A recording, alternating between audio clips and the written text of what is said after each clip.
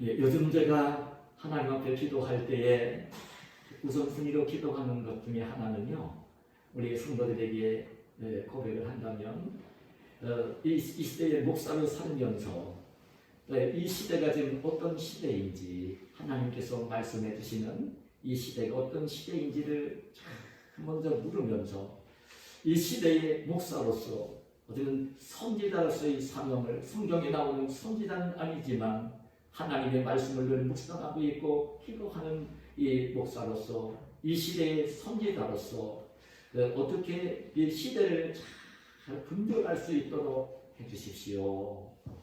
그래서 우리 성도들에게나 만나는 사람들에게 하나님의 뜻이 무엇인지를 잘 전할 수 있도록 해주십시오. 전 목사니까요. 그 기도를 1순위로 합니다. 그러면서 제가 제가 가장 관심 있게 지금 이제 집중하면서 보고 있는 것은요, 성경 말씀을 묵상을 하면서 동시에 이 시대의 모습을 어떤 모습인가를 보는데, 정말 이 시대는 우리 천국 백성들이 영적으로 게으름을 피울 시기가 아니라는 것이에요. 여러분, 일전에 제가 계시록 말씀 우리 교우들과 함께 읽으면서 제가 세 장씩 읽었으니까 이렇게 이제 다 제가 말씀을 드릴 수는 없었지만, 그 계시록 말씀 속에 보면요, 말세가 되어지면 계시록에 보면 여러분 하나님이 내리시는 재앙이 크게 세 가지 재앙을 말씀하십니다. 어린 양 되신 예수님이 그 인공하신 두루마리 책을 떼실 때마다 일곱 인을 하나씩 떼실 때마다 내리는 재앙. 두 번째 재앙은요, 일곱 천사가 일곱 나팔을 들고 있으면서 일곱 나팔을 하나씩 불어갈 때마다 임하는 재앙. 마지막 재앙은요, 일곱 대접 심판 재앙을 예언을 하십니다. 일곱 대접 심판은 마지막이 이 지구촌의 이 세상 나라의 멸망을 이제 말씀해 주시고 있는 그런 말씀인데요. 근데 요즘 제가 이 시대를 읽어보면 어쩌면 그렇게 잘 맞아가는지, 일전에 미국의 세계를 들어떠났다 하는 바이든 대통령이 지금 암흑했던 시대가 핵무기의 위협을 느끼면서 하신 이야기가 지금 세계를 강타를 하고 있어요. 그런데 여러분 잘 아셔야 됩니다. 저는 제가 살아있는 시대, 이 시대에 주님이 오시는지 그 말씀은 없어요. 그러나 여러분 꼭 가셔야 될 내용은 두 번째 재앙인 일곱 나팔을 불 때에 임하는 재앙을 보면요, 불붙는 산 같은 것이 하늘에서 내려와서 땅의 3분의 1을 불태워 버리고 3분의 1을 사람들을 죽이고, 불붙는 산 같은 것이 바다에 떨어져서 바다가 피가 되어지면서 3분의 1의 생명들이 죽는다. 참 여러분, 이런 말씀을요, 여러분 죄송한 얘기지만 이 성경 말씀이 오늘날 이 핵무기가 발명이 되어서 핵폭탄을 떨어뜨릴 때에 되어질 내용들 같으면 지금 이 하나님이 주신 말씀이라고 한다면요, 참 이해하기가 쉬울 거예요. 근데 이 말씀이 사도 요한이 반모섬에서 요한계시록을 기록한 것은 2000년 전이에요. 총도 없을 때, 화약도 없을 때, 더한 일입니다. 여러분, 괜한 너를 예수님 믿으면서 천국 백성으로 사는 게 얼마나 귀한지. 하나님이 오늘 부르셔도, 오늘 오셔도 걸릴 것이 없이 평안히 주님을 영접할 수 있는 그 믿음을 가지고 이 시대를 살아야 된다. 먹는 것에 취해서, 놀이에 취해서, 세상의 즐거움에 취해가지고 세상에 물들면서 살아야 될 시기가 아니라는 것이에요. 아니라는 것이에요. 여러분들 꼭 알려드리고 싶어요. 그래서 우리 예수님 믿고 구원받은 천국 백성이 된 게 얼마나 가치가 있는 것인지 요즘 너무나 이걸 절절하게 깨닫고 있어서 우리 성도들과 함께 나누지 않을 수가 없어요. 물론 주님이 오시는 그날은 마태복음 24장 14절에 보면 그랬어요. 이 천국 복음이 모든 민족에게 증언되기 위하여 온 세상에 전파되리니 그제야 끝이 오리라. 이 천국 복음이 땅끝까지 전해져야 돼요. 근데 아직까지 제가 볼 때는 부족들 가운데, 아프리카나 이런 부족들 가운데 아직까지 남미 같은 데에 복음이 안 들어간 지역이 있기는 해요. 그래서 시간 알 수는 없어요. 근데 주님이 말씀하신 내용을 보면 분명히 다시 오실 분이시고, 주님이 약속하신 말씀을 보면 천국을 얘기하고 계시고, 때가 되면 다시 오시다. 그 예수님 잘 믿는 우리 그리스도인들은 그리스도의 신부가 되어서 참 신랑 되신 주님을 기쁨으로 영접하면서 그 즐거워해야 되는, 그러나 하나님 믿지 않는 사람들, 이방인들은 심판이 두려워서 산나 바위 앞을 가리우라고 이제 엉성을 치며 괴로워하는 그런 날이 분명히 올 것입니다. 어느 시기인지 모릅니다. 근데 제가 참 요새 이해가 되고 남아요. 왜 미국의 바이든 대통령이 그렇게 핵무기, 러시아가 핵을 사용할 수 있겠다고 하는 위험한 이야기를 했느냐면, 그런 상황이 지금 러시아가 우크라이나를 공격했잖아요. 그리고 며칠 거리도 안 되는 힘없는 우크라이나예요. 금방 정복당할 줄 알았어요. 그 놀랍게도 미국을 중심으로 소방사 세계가 신무기를 우크라이나에 공급을 해주면서, 사실은 여러분 사실은 돈을 많이 들이면서 몇 조씩을 막 들이면서 공급을 해준 거예요. 군인들은 하나도 안 보내줬어요. 근데 우크라이나 군인들이 미국과 소방에서 보내준 무기를 가지고 러시아와 싸우면서 오히려 정복당했던 땅을 다시 수복을 해가는 그런 상황으로 지금 전쟁이 전개가 되고 있어요. 위험한 상황이에요. 그렇기 때문에. 그래서 바이든 대통령이 그런 얘기를 한 거예요. 여러분, 시대를 분별했으면 좋겠어요.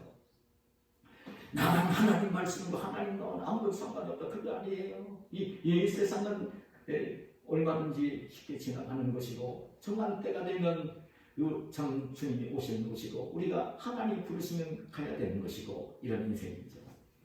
제가 지금 이 천국 복음을 이 천국 복음, 천국의 대언자가 불리는, 그래서 제가 지금 요즘 이 산상보험을 깊게 묵상을 하면서, 사실은 왜 제가 우리 성도들과 함께 왜 하나님이, 제가 늘 주일 날 예배는요, 구약 성경에서 한번, 신약 성경에서 한번 이렇게 제가 강론을 주로 했어요.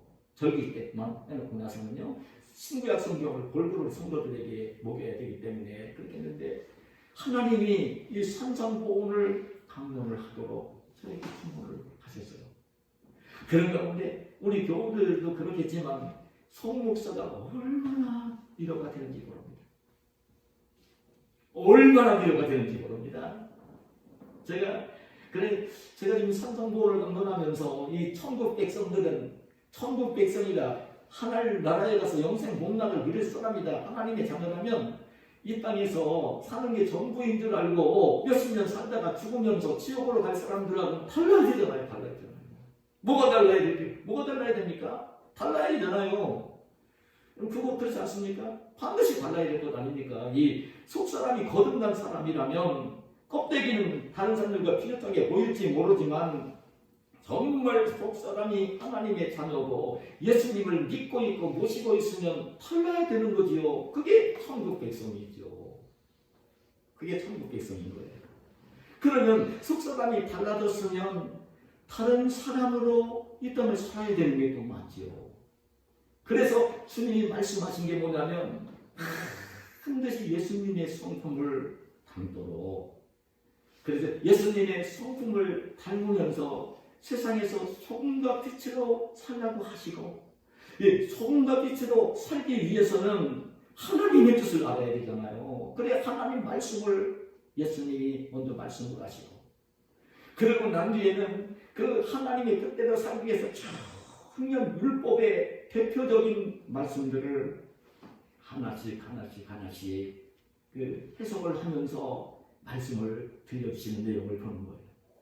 살인하지 말라고 말씀을 하셨죠. 간음하지 말라고 말씀을 하셨죠. 여러분, 거짓 맹세, 헛맹세, 거짓 증언을 하지 말라고 하셨어요. 여러분, 살인하는 것은 다른 사람의 생명을 파괴하는 거예요. 하나님 형상을 파괴하는 거예요. 잘못되는 것이죠.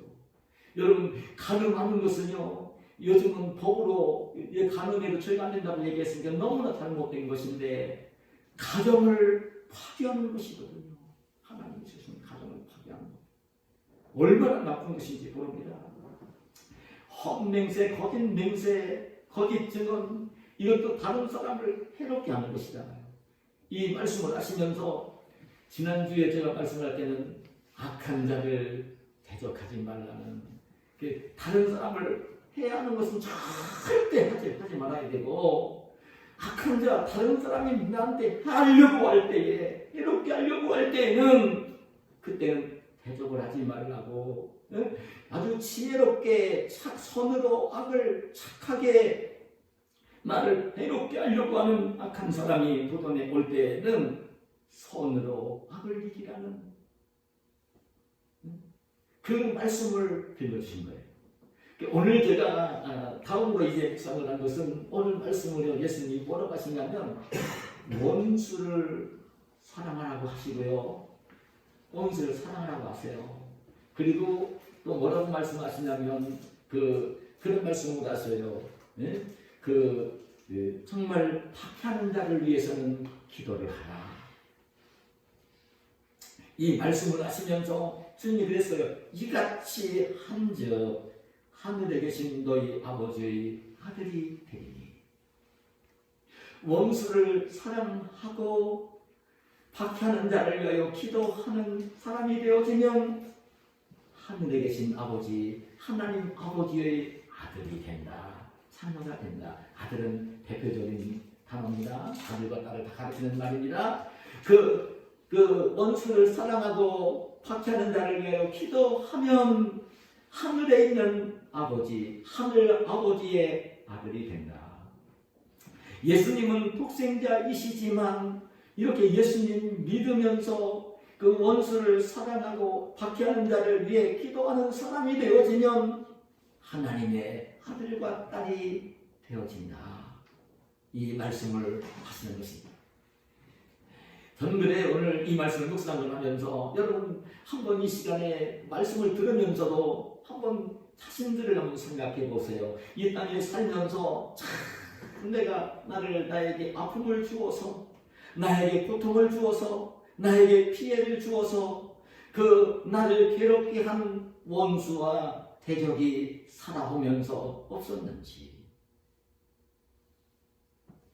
착하게 사는데도 불구하고요, 나를 힘들게 하고 나를 괴롭히고 내가 미워할 수밖에 없고 싫어할 수밖에 없고 정말 저주하고 싶은 원수 같은 사람이 일생을 살아오면서 없었는지요. 여러분 한번 자신을 생각해보는 시간이 됐으면 좋겠어요.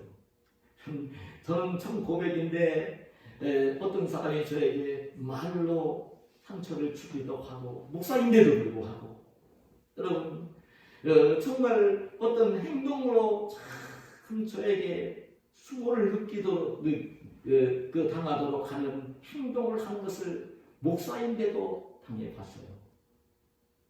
당해본 적 있습니다. 고백합니다. 근데 정말 하나님의 은혜로 저는 그 하나님의 은혜입니다. 성령의 은혜입니다. 제 능력을 가지고 한 건 아닙니다. 나를 아프게 할 때는요, 입을 다물었어요. 저는요, 참았어요. 정말 하지 않았어요. 그리고 정말 시간이 흘러가니까 그게 좀 이렇게 좀 이해가 되어져서 다시 이제 발휘를 하고요. 정말 너무나 감사하게도 저에게 수모감을 주는 그 행동을 하는 사람이 있을 때 정말 제가 노력하면서 하나님 말씀을 제가 묵상하고 있었으니까 그냥 오히려 나를 괴롭히는 자가 있을 때 내가 다른 사람들을 만나면 참 오히려 그 사람을 높여주고 칭찬하는 말을 했어요. 제 자랑으로 여기지 마세요. 제가 예수님 믿는 사람으로 그게 이제 훈련받으며 살아온 목사로서의 고백을 하는 거예요. 여러분들 중 어떤지 모르겠어요. 근데 오늘 말씀을 보면 여러분 악한 자를 대적하지만 악한 자가 대적해 올 때를 넘어선 거예요. 원수는요. 악한 자가 나를 이미 대적을 해서 나에게 고통을 주어서 피해를 주어서 내가 미워할 수밖에 없고 싫어할 수밖에 없고 저주할 수밖에 없고 대적할 수밖에 없는 그 원수. 이미 이제 그렇게 드러난 대상을 가리키는 거예요. 근데 이 말씀을 오늘 이제 그 원수에 대한 말씀을 하시면서 주님은 원수를 사랑하라고 말씀을 하시고 박해하는 자를 위해서는 기도를 하라는 말씀을 하시는 거예요. 이 대인관계, 사람들과의 관계를 맺어가는 최고봉, 사람들의 관계를 맺어가는 최고봉을 말씀해 주신 겁니다. 그런데 예수님이 이 말씀을 하시면서 하신 내용을 가만히 보면요, 먼저 무슨 말씀을 하셨냐면 그렇게 말씀을 했어요. 뭐라고 말씀을 하셨냐면 또 내 이웃을 사랑하고 내 원수를 미워하라 하였다는 것을 너희가 들었으나, 너희가 지금 세상에서 그 아주 세상의 인격을 가지고 지식을 가지고 지성을 가지고 참 백성들에게 그 하나님의 뜻이라고 알려주는 그 당시 랍비들입니다. 여러분 그 구약 성경은 신의 산에서 모세가 받은 율법 그리고 뒤에 선지자들이 받은 말씀, 이 말씀들인데 그 말씀들이 굉장히 방대하고 어려우니까 이 미시나라고 하는 그걸 이제 더 알기 쉽게 해석을 한다고 하면서 부전으로 정해진 율법이 있습니다. 미시나라고 하는 그 유대인들이 가지고 있는 율법인데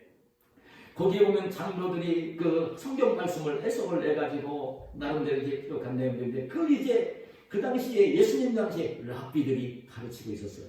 근데 뭐라고 가르쳤냐면 내 이웃을 사랑하고 원수는 미워하라 이렇게 가르치는 거예요. 그러니까 웬만큼 이 선한 양심을 가진 사람이면 누구나 거의 다 할 수 있는 일입니다. 이웃을 사랑하는 일하고 원수를 미워하는 일은요 자연스럽게 할 수 있는 일입니다.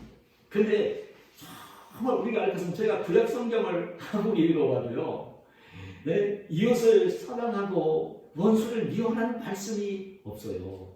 잘못 성경을 해석을 하고 있었던 것이죠. 지금 읽어드리면 출애굽기 23장 4절 5절을 보면 내가 만일 내 원수의 기 잃은 소나 나귀를 보거든 반드시 그 사람에게로 돌릴지며 내가 만일 너를 미워하는 자의 나귀가 짐을 싣고 엎드러짐을 보거든 그것을 버려두지 말고 그것을 도와 그 짐을 불지니라. 여러분 레위기 19장 17절 18절에는 뭐라고 말씀하시냐면 너는 내 형제를 마음으로 미워하지 말며 내 이웃을 반드시 견책하라. 그러면 내가 그에 대하여 죄를 담당하지 아니하리라 하시면서 원수를 갚지 말며 동포를 원망하지 말며 내 이웃 사랑하기를 내 자신과 같이 하라. 이게 무슨 말씀으로 들립니까? 이거 구약 성경 말씀입니다. 율법에 나와 있는 말씀입니다.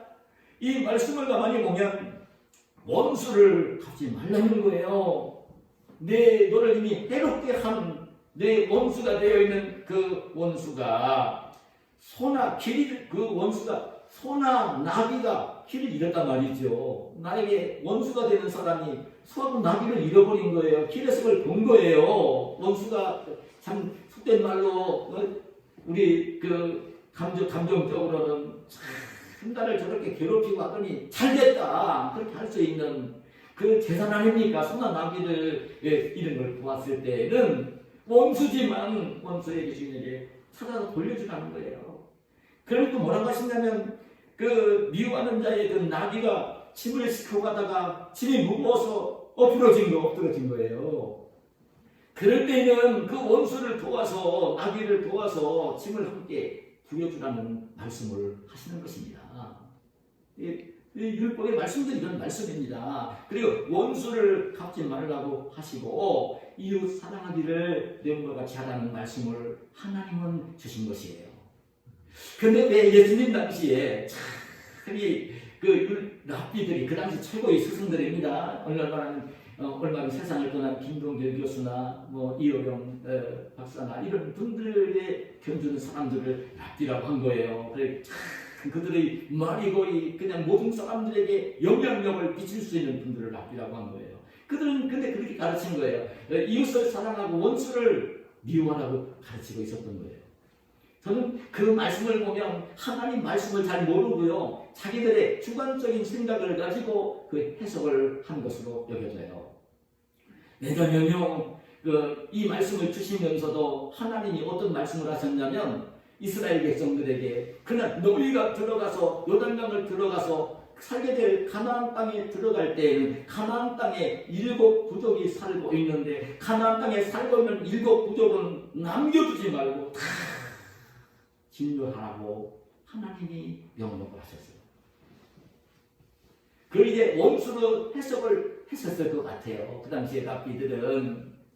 근데 하나님의 그 말씀은요, 그건 달라요. 왜냐하면 지금 아브라함과 약속을 할 때도 이미 이 가나안 아모리 족속의 가나안 땅의 부족들이 그렇게 죄악이 반영하지 않았기 때문에 금방 멸하지 않으시겠다는 거예요. 400년 지나고 난 뒤에 하시겠다는 거예요. 근데 그때는 이 가나안 땅에 살고 있는 7 부족이 우상을 섬기며 죄악이 가득했을 때예요. 그 이스라엘 백성들이 들어가서 그들을 남겨두고 그들과 함께 어울려 살다 보면 하나님의 백성들까지도 그 우상 숭배에 빠질 것도 같고 그들의 잘못된 생활에 흡수되어 동화되어 잘못될 것 같으니까 아예 그런 부족들을 멸망하라고 말씀을 진멸하라고 말씀을 하신 것이지, 그 말씀인 거예요. 그 원수를 미워하라는 말씀을 하신 것이 아니에요. 하나님 말씀을 우리가 바르게 이해를 해야 되는 것이죠. 예수님이 이 말씀을 하시면서 너희들은 지금 너희들이 살고 있는 세상에서 가장 존경하는 스승들이 얘기하는 이웃을 사랑하고 원수를 미워하라는 말을 너희가 들었지 않느냐고 말씀을 하시면서 예수님은 그 말씀을 하시는 거예요. 원수를 사랑하며 박해하는 자를 위하여 기도하라고. 그렇게 할 때에, 그렇게 이같이 한들 그렇게 할 때에 하늘에 계신 너희 아버지의 아들이 자녀가 되어진다는 말씀을 하신 것입니다. 참고로 이 말씀 속에는 어떤 의미가 있느냐면 여러분 아셔야 됩니다. 정말 예수님을 믿고 하나님의 자녀가 되어지고 천국 백성이 되었으면 중요한 게 뭐냐면 하나님의 자녀라면 천국 백성이라면 원수까지도 사랑해야 되고, 그리고 이제 박해하는 자가 있을 때는 위하여 기도를 해주라는 말씀을 하신 것입니다. 정말 너희가 예수님을 믿고 성령으로 오신 예수님을 모시고 있고, 그래서 이제 하나님의 자녀라면 세상에 살 때에 반드시 원수까지도 사랑하고 박해하는 자를 위해서 기도하라는 말씀을 하시는 것입니다. 저는 이 말씀을 묵상을 하면요, 여러분 참 어려운 거예요. 저와 여러분이 감정적으로 여러분 나에게 피해를 주고 고통을 주고 상처를 주고 힘들게 하는 그런 사람을 사랑할 수 있나요? 감정적으로는 사랑이 안 되는 거예요. 하나님 말씀은 이렇게 말씀을 하고 계신 거예요. 그래서 이 말씀을 묵상을 하면서 들은 게 왜 그러냐면, 우리 정말 예수님 믿는 사람이라면 이게 중요해요. 하나님의 자녀라고 하는 게 중요해요. 성령으로 오신 그리스도를 마음에 주인을 모시고 있느냐가 중요해요. 그럴 때만 할 수 있는 것이기 때문에 그렇습니다. 그럴 때만. 그래, 사랑한다고 하는 것은요, 그 마음속에서 막 저절로 일어나는 그 감정 아닙니까? 내 이 사랑이 얼마나 중요한지 모릅니다. 미움은 얼마나 나쁜지 모릅니다. 그래서 정신의사이며 정신과 의사이며 그 정신의학 박사였던 그 메닝거 박사가 어떤 말을 했느냐면 이런 말을 했어요. 사랑은 모든 사랑을 치료합니다. 사랑은 사랑하는 자기 자신도 치료하고, 사랑을 받는 자 상대방도 치료합니다. 이런 말을 했어요. 사랑을 하면요, 자기 자신도 치료해 줍니다. 사랑을 하면 상대방도 다른 사람도 치료해 줍니다. 반대로 얘기를 하면요, 사랑을 미움으로 바꿔보세요. 미움으로 바꿔보세요. 어떻게 되나? 네, 미움은 모든 사람들을 병들게 합니다. 미움은 자기 자신을 병들게 하고, 미움은 상대방을 병들게 합니다. 여기 정신적인 질병은요, 사랑과 미움으로 교정이 돼요. 요즘은 정신적인 질병이 굉장히 너무나 많습니다. 우울증, 조울증, 공황장애, 얼마나 많은지 모릅니다. 근데 여러분, 그래서 이 의사들 가운데 우리가 수술하고 뭐 이런 사람들 의사로 생각을 하는데 그게 아닙니다. 병원에 가면 정신과 의사들이 있습니다. 정신과 의사들이 그 환자가 올 때에 우울증으로 공황장애로 조울증으로 막 시달린 사람이 올 때에 그 말을 들어보면서 심리적으로 굉장히 병이기 때문에 그런 거니까 그걸 이제 진료를 하는 것을 보는데 정말 중요한 게 뭐냐면 사랑은 모든 정신적인 질병을 치료합니다. 사랑을 하고 있으면 내 자신도 치료를 하고 상대방도 치료를 해주는 것입니다. 근데 여러분, 그럼에도 불구하고 여러분 그 사랑한다는 것은 저절로 감정에서 일어나는 것인데 그 원수를 사랑하는 것은 얼마나 어려운지 모릅니다. 그래서 저는 그 책이 있다가 그거를 봤는데 알프레드 프로모라는 사람이 이런 말을 했어요. 그 선을 악으로 갚는 것은 마귀적이다. 선을 선으로 갚는 것은 인간적이다. 그 악을 선으로 갚는 것은 하나님적이다. 그런 말을 했어요. 여러분 세상에는요 많지는 않지만 선을 베풀어 주었는데도 악으로 가는 사람들이 있어요. 제가 이 예를 안 들어도 여러분 아실 수 있을 것 같아요. 사랑을 베풀고 도와주고 했는데도 오히려 뒤통수 쳐서 하는 악인이 있습니다. 그 보편적인 그 사람들은 자기에게 선하게 해준 사람들은 선하게 갚을 줄 압니다. 근데 어떤 사람은요 한가에게 악을 도전해 왔는데 원수가 되었는데도 그런 자를 정말 사랑하는 선으로 베푸는 사람이 있습니다. 새동일 사람이 있습니다. 그대로 지금 말씀 제가 드리고 있지만 이 악한 자를 정말 선으로 이렇게 대한다고 하는 것은요, 여러분 그 인간의 감정을 가지고는요 100번도 안 되는 거예요. 100번에도 안 되는 것입니다. 언제만 가능하냐? 이 악한 자, 원수를 그래도 사랑하며 선으로 갚을 수 있는 것은 어느 때만 가능하냐면요, 하나님의 자녀가 되어지고, 그리고 하나님의 예수 믿는다고 하더라도, 그 예수님이 내 마음속에 있다 하더라도, 예수님이 주인이 되어지실 때 성령이 충만할 때만 되어지는 거예요. 성령이 충만할 때만 원수를 사랑할 수 있는 사람이 되어지는 것입니다.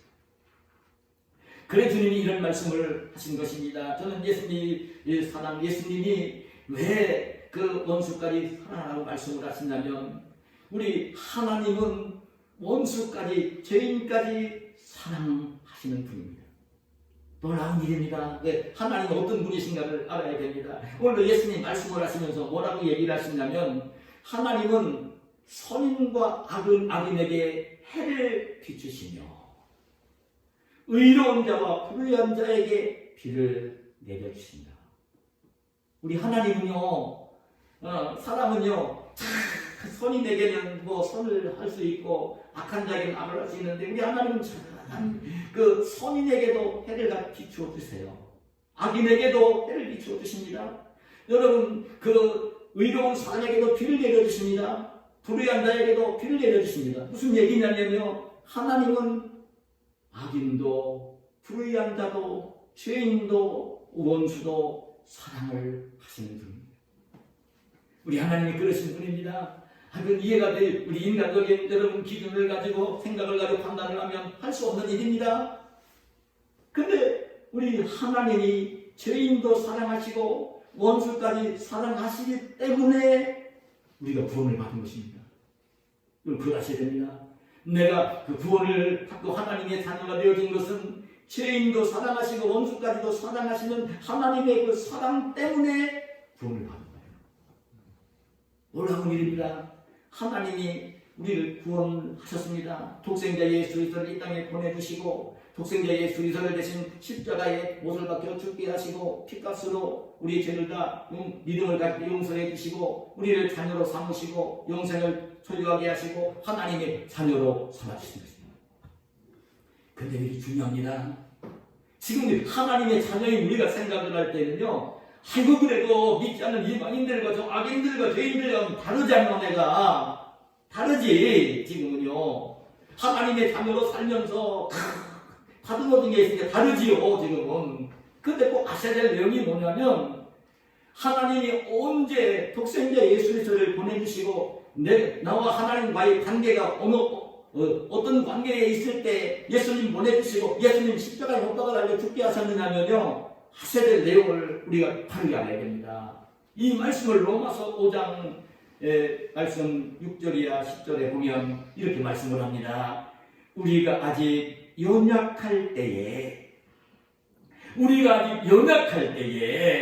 기약대로 그리스도께서 경건하지 않은 자를 위하여 죽으셨도다. 의인을 위하여 죽는 자가 쉽지 않고 선인을 위하여 용감히 죽는 자가 보고 있거니와 우리가 아직 죄인 되었을 때에, 우리가 여전히 죄인으로 있었을 때에, 죄 가운데 있을 때에, 죄인이었을 때에 그리스도께서 우리를 위하여 죽으심으로 하나님께서 우리에 대한 자기의 사랑을 확증하셨느니라. 더 나아가서 뭐라고 하시냐면 그러면 이제 우리가 그의 피로 말미암아 의로 따심을 받았으니 더욱 그로 말미암아 진노하심에서 구원을 받을 것이니 곧 우리가 원수 되었을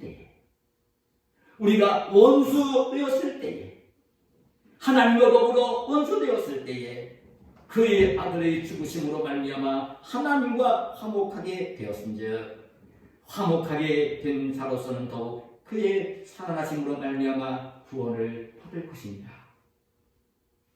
무슨 얘기입니까? 여러분, 저희들이 다 죄인이었을 때, 그래 하나님은 죄를 가까이 하지 못하시는 분입니다. 멀리 하시는 겁니다.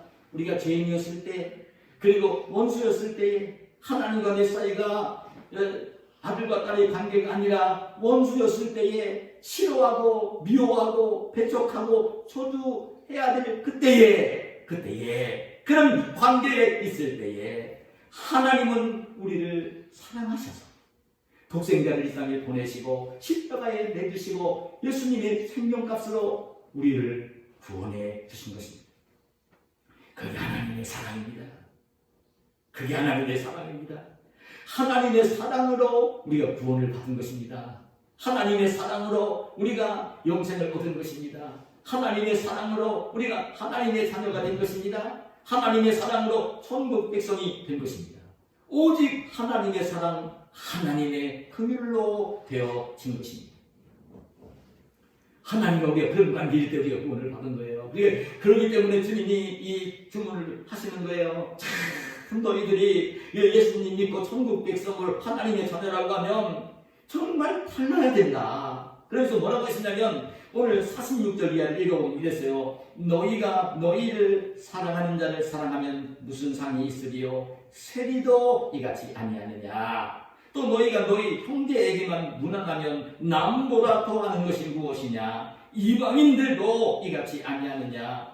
하늘에 계신 너희 아버지가 온전하신 것 같이 너희도 온전하라. 예수님이 그 말씀을 하시는 거예요. 자기를 사랑하는 자를 사랑하는 것은 누구나 못하느냐? 세리들도 한다. 세리는요, 그 당시 예수님 당시에 유대인들이 가장 싫어하는 사람들입니다. 죄인들입니다. 로마 정부에서 임명한 세무관리입니다. 그 세금을 거두어서 로마 정부에 충성하고 있고요. 세리들이 또 나라에 바치는 세금이 아니라 자기 주머니까지 챙기면서 세리들을 도둑으로 여길 때입니다. 아주 싫어할 때입니다. 우리나라가 일본에게 나라를 빼앗기고 친일파들입니다. 따지고 보면 얼마나 싫어하고 미워했던 대상인지 모릅니다. 그런데 그렇게 악한 세리들도 자기 형제는 사랑할 줄 안다는 것입니다. 그리고 하나님을 전혀 알지 못하는 이방인들까지도 이방인들까지도 사위 형제들에게 무난하고 인사하고 사랑으로 관계를 맺으며 산다는 것입니다. 예수님 이 말씀을 하시는 거예요. 그런데 너희들은 좀 달라야 될 것 아니냐. 너희는 세리나 이방인들과는 달라야 될 것 아니냐. 세리와 이방인들 정도로 이 세상을 살아서는 안 되는 것 아니냐. 너희는 하나님의 자녀고 천국 백성이면 그들과는 좀 다르게 또 살아야 되는 것이 아니냐. 하나님이 좀 온전하신 것처럼 너희도 온전하기를 힘쓰면서 이 원수를 사랑하고 박해하는 자를 위해서 기도를 하라는 이 말씀을 주님께서 하시는 것입니다. 이렇게 말씀하신 예수님은요, 실제적으로 원수를 사랑하시며 박해하는 자를 위하여 기도하셨습니다. 말씀으로 우리에게 가르치셨지요. 근데 행동으로 보여주셨지요. 여러분, 마지막에 예수님을 빌라도 법정에서 사형 선고를 받고요. 로마 군병에서 딱 넘겨줄 때 로마 군병들이 데려다가 가시면류관을 만들어서 이마에 씌웁니다. 예수님 이마에서 피가 쏟아져 내립니다. 예수님 모욕하느라고 예수님 입고 있는 옷 벗기고요. 그 왕들이 입는 유대인이 왕이라고 했으니까 모욕하느라고요. 홍포를 입혀놓고요. 손에다가 왕을 상징하는 칼대상을 들려주고요. 얼굴에 침을 뱉습니다. 머리를 때립니다. 모욕하고 저주를 합니다. 수모를 당했습니다. 그리고 십자가 지고 골고다 언덕 올라가는데 그게 이미 밤새도록 고문을 당하며 기운이 빠진 예수님과 넘어지니까요. 로마 군병들이 사정없이 채찍으로 내리쳤습니다. 예수님 온몸은 피멍이 들었습니다. 그리고 골고다 언덕 우리가 알지만 구레네 시몬이 치고 올라간 구레네 시몬이 치고 가는 십자가를 치고 거기서 달려서 피를 흘리며 예수님이 운명을 하십니다. 그런데 자기를 그렇게 모욕하고 저주하고 때리고 십자가에 못 박은 로마 군병들을 내려다 보시면서 주님이 어떻게 기도하셨는지 아십니까? 누가복음 23장 34절에 보면 그렇게 기도를 올리십니다. 아버지여, 저들을 사하여 주옵소서. 자기들이 하는 것을 알지 못함입니다. 아버지, 성부 하나님께 기도를 올리는 거예요. 저를 용서해 주세요. 나를 저렇게 모욕하고 때리고 십자가에 못 박은 저 죄인들, 원수들을 좀 용서해 주세요. 지금 하나님의 아들임을 모르고 하고 있는 저들을 용서해 달라고 원수와 죄인들을 위해 기도를 하십니다. 예수님이 이 원수와 죄인들을 사랑하시며 기도하시는 이 기도 때문에 오늘 사실은 우리가 예수님 알지 못하는 우리가 복음을 듣게 되어진 것이고 예수님을 믿게 되어진 것이고 영생을 소유하게 된 것이고 하나님의 자녀가 되어진 것입니다.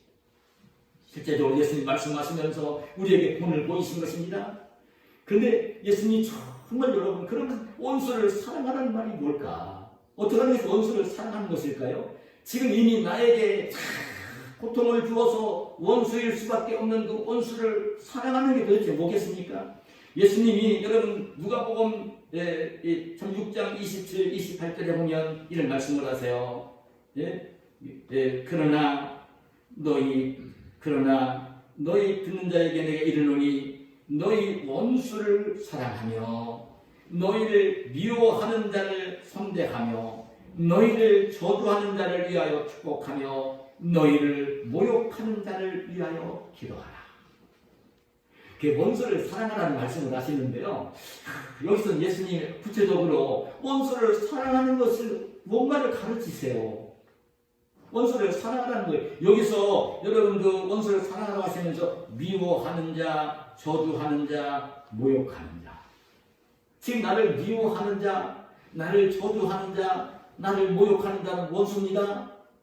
그런 자를 미워하는 자입니다. 모욕하는 자입니다. 저주하는 자입니다. 그런 자를 위해서 뭐를 어떻게 하라고 하시냐면 오늘 하나님의 백성들이, 천국 백성들이 그렇게 나를 미워하고 저주하고 그리고 이제 정말 그렇게 모욕하는 그런 원수가 있을 때 그런 자들을 위해서 어떻게 해주라고 말씀을 하시냐면 아주 또렷하게 말씀을 해주세요. 저주하는 자를 위하여 축복하라. 말입니다. 저주하는 자가 있을 때에 축복을 해주라는 것입니다. 나를 저주하는 원수가 있을 때에 복을 빌어주라는 것입니다. 축복하는 것입니다. 말로. 그리고 뭐라고 말씀하시냐면 미워하는 자를 선대해라.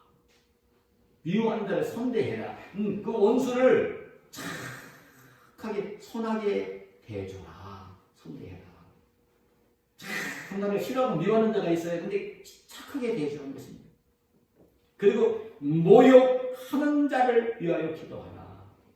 우리 그리스도인들을 기도하며 살잖아요. 그래도 하나님이 해결하셔야 되니까 그 원수를 향해서 기도를 해주라는 말씀을 하시는 것입니다.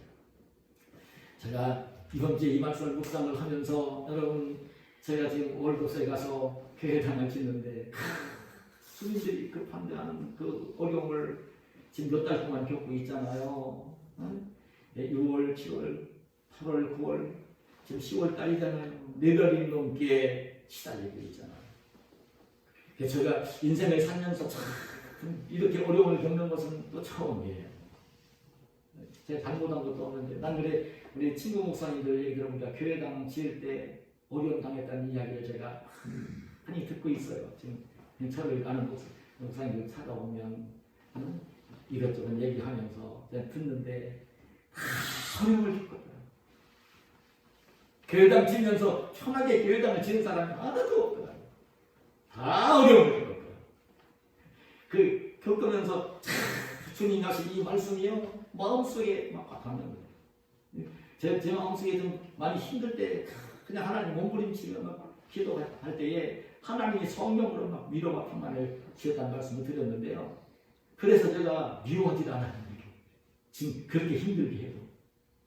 뭐 사랑해야 될 대상이지 목사가 돼가지고 그들 뭐 미워하고 똑같이 싸우고 내 능력까지 실력까지 뭐 대들고 그렇게 할 대상이 아닌 것을 알기 때문에 인내하면서 그들 사랑할 대상인 걸 알면서 제가 그냥 기도하면서 그렇게 좀 견디는 그런 시간들을 사실 보내고 있어요. 이 말씀이 얼마나 우리에게 위로가 되는지 모릅니다. 그런데 여러분 주님께서 이렇게 가르치셨어요. 원수를 사랑하고 박해하는 자를 위해 기도해 주라고 말씀을 하시는데 근데 실제적으로 여러분 그 원수를 사랑하고 박해하는 자를 위해 기도하면 어떻게 될까요? 그 결과는 어떻게 되겠습니까? 여러분 그 로마서 12장 19절 20절에 보면 이렇게 말씀합니다. 내 사랑하는 자들아 너희가 친히 원수를 갚지 말래요. 너희도 하나님의 진노하심에 맡기라. 기록되었으되 원수 갚는 것이 내게 있으니 내가 갚으리라고 주께서 말씀하십니다. 내 원수가 줄이거든 먹이고 목마르거든 마시게 하라. 그리함으로 내가 숯불을 그 머리에 쌓아놓으리라. 여기 이 말씀도요 원수를 사랑하는 말입니다. 원수는 갚지 말고 원수를 사랑하는 것입니다. 그래 원수가 굶주릴 때에 먹을 걸 주라는 거예요. 원수가 목말라 할 때 마실 걸 주라는 거예요. 사랑하는 것입니다. 그렇게 하게 되어지면 어떻게 된다고 했냐면 내가 숯불을 그 머리에 쌓아놓게. 정말 원수를 사랑하며 그 말로 저주할 때 축복해 주며 그 나를 미워할 때도 착하게 대해주며 그리고 모욕할 때에 기도해 주며 이렇게 대해주면 정말 굶주릴 때에 먹을 걸 주고 목말랄 때 마실 것 주고 그렇게 사랑하며 섬겨주면 그건 어떤 내용이냐면 숯불을 빨갛게 익은 숯불을 머리에 얹어놓는 것과 같다. 원수를 그렇게 사랑하고 이해해주면요 숯불을 머리 위에 얹어놓는 것 같다는 거예요. 그게 무슨 말씀일까요? 여러분 머리 위에 숯불을 얹어놓으면 어떻게 되겠습니까? 여러분 이 말씀의 의미가 참 의미심장합니다. 머리를 숯불 위에 얹어놓는다는 이 말의 의미는요 주석가들에 따라서 이런 해석이 있는데 저는 두 가지로 봤습니다. 하나는 뭐냐면요 이 숯불을 머리에 얹어놓으면 뜨거워지는 거죠. 그러면은 자기가 이 죄가 생각이 나가지고요 나를 괴롭히는 원수가 되기 때문에 너무나 양심이 괴로워서 견딜 수 없어서 회개를 하게 하는 내 원수가 회개하도록 만드시는 거예요. 이게 숯불이 머리에 있으면 그 양심을 그냥 두지 않고요.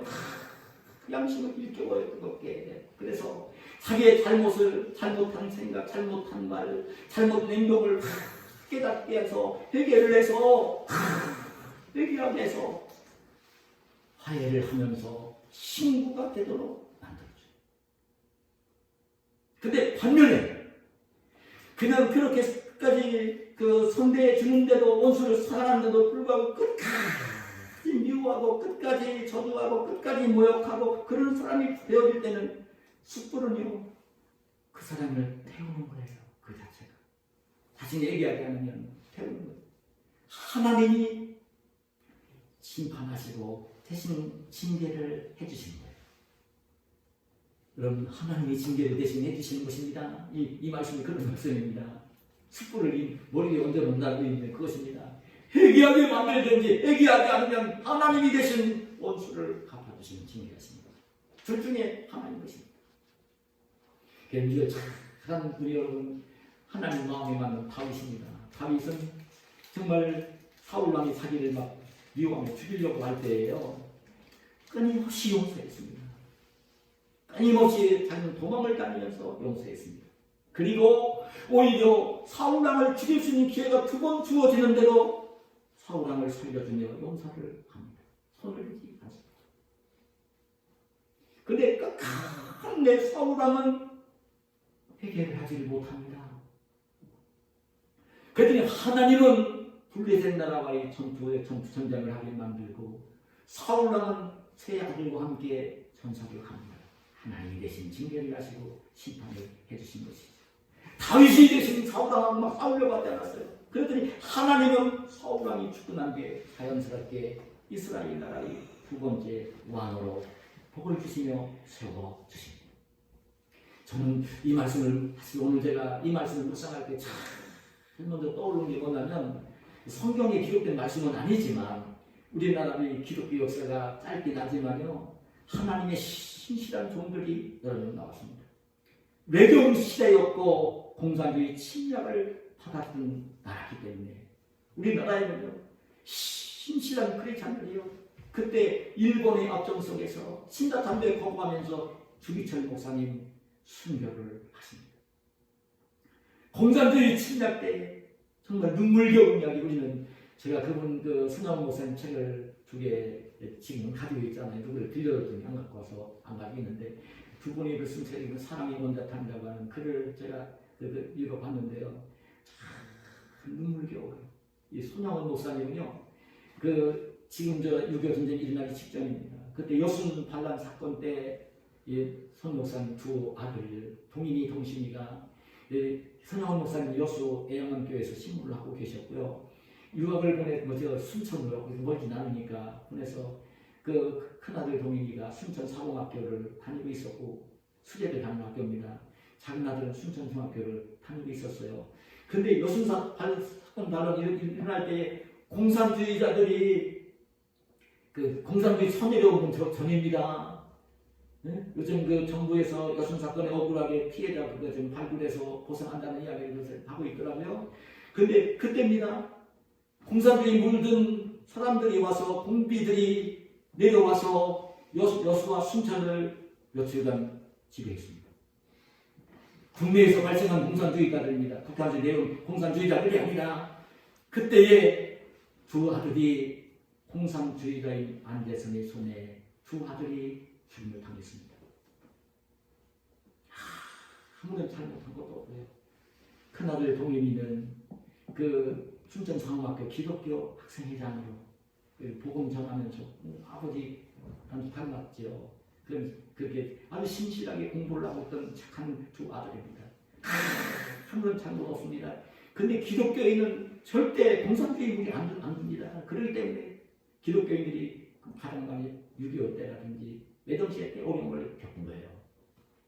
근데 어떻게 된지 아십니까? 나는 그래 그 따님이 그 극동방송에 나와서 직접 간증하는 이야기를 들었어요. 중학교 1학년 다닐 때 2 오라버니를 잃은 여동생 선동희 권사님이 나와서 간증을 하는데 눈물겹게 그 얘기를 해요. 2 아들을 이게 공기들이 잡았던 며칠 끝났잖아요. 그러니까 우리 경찰들이 군인들이 치안을 유지하면서 회복하면서 이제 공산주의를 잡아다가 경찰서에 가지고 취조를 막 하고 이제 형벌을 막 하게 벌을 주게 돼 있는데 그때 손영원 목사님은요 차마 자기가 가서 볼 수는 없으니까 그 순천에 살고 있는 친구 목사님 저한테 그랬을 것 같아요. 친구 목사님을 대신 경찰서에 보내가지고 이제 지금 내 두 아들을 죽인 그 안대선을 꼭 살려주라고 변호해주라고 그리고 내가 양아들로 삼을 거니까 그렇게 하려고. 그게 친구 목사님에게 부탁을 하면서도 중학교 2학년 다니던 손동희 권사님을 경찰서로 보낸 거예요. 내가 친구 목사님에게 부탁을 해갔으니까 할 건데 너도 가서 목사님 곁에서 내 얘기를 전해주라고. 그때 손동희 권사님 그때 얘기를 울먹울먹 그러더라고요. 아버지한테 순종했던 딸인데도 아빠 전 아버지 할 수 없어요. 저 오라버니 죽인 원수들인데 어떻게 가서 그 얘기를 하고 어떻게 아버지 그 두 오라버니를 죽인 원수인데 어떻게 양아들을 참는다고 하세요? 그렇게 할 수 없어요. 그때 손영원 목사님이 그랬다고 그러세요. 내가 하나님 말씀인 성경을 읽어보라고. 어떻게 원수를 용서하라고만 하지 않으시고 사랑하라고 하지 않으셨냐. 하나님이 사랑하라고 하시지 않으셨냐. 용서만 하지 말고 사랑하라고 하시지 않았느냐. 중학교 1학년 오라버니 그래 선두들 자란 모습 보면서는 그런 모습이 연상이 돼요. 여러분들 사랑하는 두 아들을 죽인 원수가 있을 때 용서가 되겠어요? 사랑할 수 있겠어요? 그 눈물겹게 그렇게 실제로 했어요. 그래서 안대선은요 풀려나왔고요. 네? 그리고 손영원 목사님 아들이 되었어요. 6.25 동란 전쟁 벌어지고 여수까지 진격했던 공산주의들 쫓겨가면서 목사님 데려가다가 총살로 순교를 당했을 때 그 손영원 목사님 장례를 치를 때 동인이 동신이 총으로 쏴죽인 안대선이 예? 그 상주노릇을 하면서 손 목사님 장례를 보셨어요. 그리고 안대선 그분의 아들이 실제로 목사님이 되셨어요. 주님께서 우리에게 참 이 말씀을 하셔요. 여러분 누군가가 나에게 이미 피해를 주어서 고통을 주어서 아픔을 주어서 감정적으로 용서하고 사랑하고 그거는 사람은 할 수 없어요. 여러분 그 장담하면 안 됩니다. 사람으로는 할 수 없는 것입니다. 생각만 해도 막 속이 뒤집어지는데 어떻게 용서하고 사랑을 할 수 있겠어요? 근데 주님은 이렇게 말씀하세요. 내가 그래도 하나님의 자녀가 아니냐고 천국 백성이 아니냐고 세상 사람들과 달라야 될 것이 아니냐고 원수까지 사랑하라는 말씀을 하십니다. 근데 여러분 꼭 기억하세요. 원수까지 사랑하는 마음을 갖게 되어지면요 하나님이 자기에게 말로 표현할 수 없는 평안함과 기쁨과 행복을 주십니다. 그리고 그 상대방도 회개하게 만들고 화목하게 만들고 친한 사람이 되게 해주시는 것입니다. 그런데 상대방이 그렇지 않을 때는 하나님이 내버려두지 않으세요. 하나님이 대신 손을 대시며 징계를 해주시는 좋으신 하나님이십니다. 오늘 저희들이 이 땅을 삽니다. 끊임없이 사람들 만나며 살죠. 관계를 맺으며 살죠. 여러분 대인관계 최고봉입니다. 원수를 사랑하라고 하십니다. 박해하는 자를 위하여 기도하라고 하십니다. 여러분 이 땅을 어떻게 살지 모르지만 천국 백성으로 천국 백성의 정체성을 가지고 아주 귀하게 사시는 원수를 사랑하고 박해하는 자를 위해 기도하며 사시는 저와 여러분이 되시기를 예수님의 이름으로 축복합니다. 하나님 감사합니다. 오늘도 우리를 사랑하셔서 이 귀한 시간 그 성전의 예배의 자리에 불러주시고 주님을 예배하게 하시고 오늘도 우리에게 하늘 백성으로 구별되게 살기를 원하셔서 귀한 말씀을 들려주시고 하늘 백성다운 사랑으로 원수를 사랑하고 박해하는 자를 위하여 기도하며 하나님이 주시는 풍성한 복을 누리며 귀하게 살도록 역사하시는 주의 음성을 들려주셔서오니 감사합니다. 아멘. 영생을 소유한 하나님의 자녀 천국 백성답게 이 땅을 성결되게 사는 복된 저희들 되게 하여 주시옵소서. 예수님의 이름으로 기도하옵나이다.